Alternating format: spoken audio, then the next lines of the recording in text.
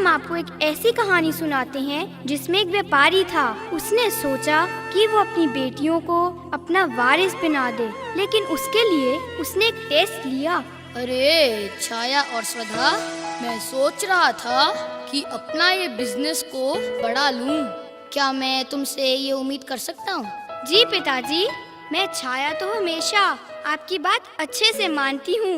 आप जो कहेंगे करेंगे। छाया तैयार है तो मैं भी तैयार हूँ। पिताजी, आप तो मुझे जानते ही हैं, स्वधा ऑलवेज रेडी। तो ठीक है बच्चियों, ये लो 50-50 हजार, और मुझे हफ्ते के बाद डबल चाहिए ये मनी।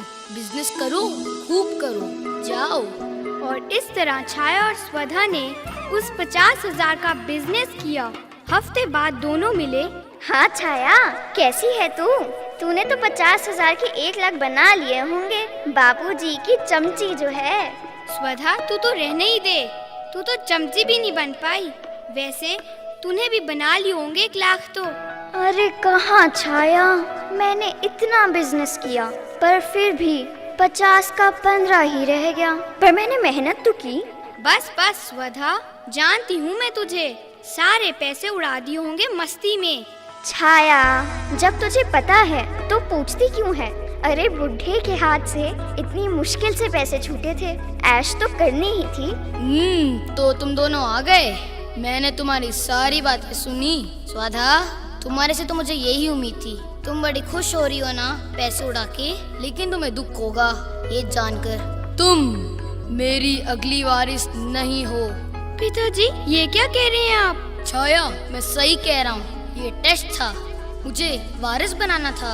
इतनी प्रॉपर्टी है, मैं किसी फिजूल खर्चे के हाथ में तो दे नहीं सकता पैसा। इसीलिए मैंने फैसला किया है कि मेरी सारी प्रॉपर्टी की जिम्मेवारी छाया संभालेगी। हाय, ये मेरी फिजूल खर्चे की आदत, सारी की सारी प्रॉपर्टी छाया को मिल गई। काश मैं मनी सेवर होती तो आज मेरे पास भी पैसा होता।